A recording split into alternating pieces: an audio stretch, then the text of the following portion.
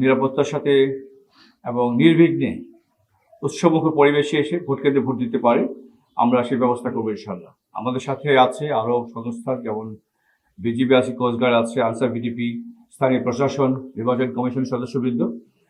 আমাদের এখানে যে ধরনের প্রিপারেশন আছে সেটা আমরা ইতিমধ্যে নিয়েছি। টহল দেওয়া হচ্ছে, সড়ক পথে টহল হচ্ছে, বিভিন্ন নৌপথে টহল দেওয়া হচ্ছে। আমাদের সাথে বিভিন্ন টিম আছে যারা নজরদারি করছে। সো অ্যাজ এ হোল আমাদের প্রচেষ্টা থাকবে যে আমাদের নির্বাচন, যে এলাকায় নির্বাচন, প্রতিটা আসনে, প্রতিটা উপজেলায়, ভোট কেন্দ্রগুলোতে আগে থেকে পর্যবেক্ষণে রাখা এবং নজরদারি করা, যাতে সুষ্ঠুভাবে আমরা নির্বাচন আয়োজনের জন্য আমাদের নির্বাচন কমিশনকে সহায়তা করতে পারি এবং স্থানীয় ভোটাররা যাতে নির্বিঘ্নে, নিশ্চিন্তে, নিরাপত্তার সাথে ভোট দিতে আসতে পারেন এবং উৎসবমুখর পরিবেশ সৃষ্টি করা। হিরন আরও মিনারেল ওয়াটার মাত্র 50 পয়সায় প্রতি লিটার।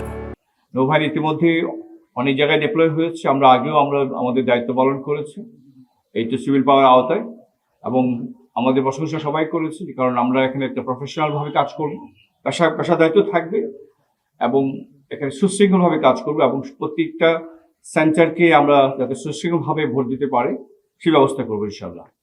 আর আপনারা যারা এখানে আছেন সবাই সহযোগিতা করবেন। আমি স্থানীয় প্রশাসন, নির্বাচন কমিশন এবং অন্যান্য সংস্থা যারা আছে তাদেরকে সবাইকে বলবো সহযোগিতা করার জন্য, যাতে নৌবাহিনীর এই জাতীয় দায়িত্বটা সুষ্ঠুভাবে পালন করতে পারে।